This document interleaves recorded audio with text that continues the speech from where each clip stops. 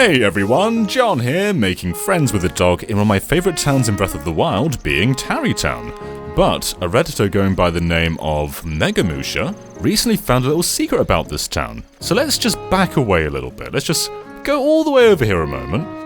And what I'm going to do is just stand right here and gaze upon this town.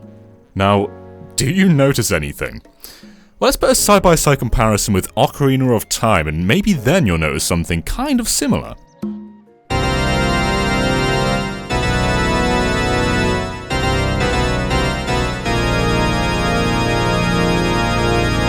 Wow, right? Let's just go in the air a moment and gaze upon this structure.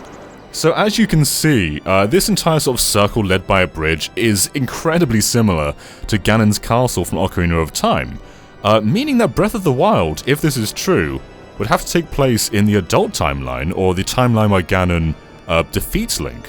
In any case, Ganon's tower must have had to exist, so it cannot really be the child timeline if that's the case. But there's even more solidifying this connection here. Let's go on the map a moment.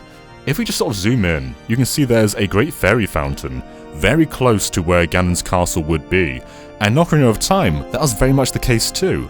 And even Kaepora Pass, Kaepora Gaebora was the owl from Ocarina of Time, so this sort of connection that's just sort of putting all these three landmarks together really does solidify this as being, well, rather believable. However, researching this, I found something that bugged me, and I'm going to let it bug you now.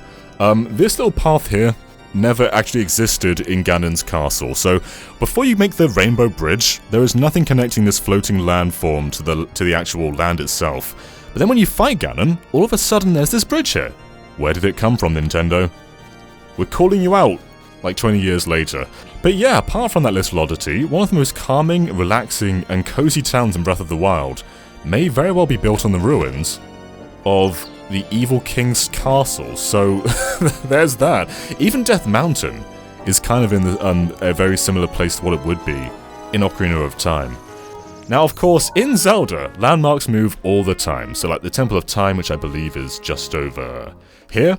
In Twilight Princess, it's in a forest, in Ocarina of Time, it's in the castle town, and here it's in the Great Plateau, so that moves all the time, that's no different.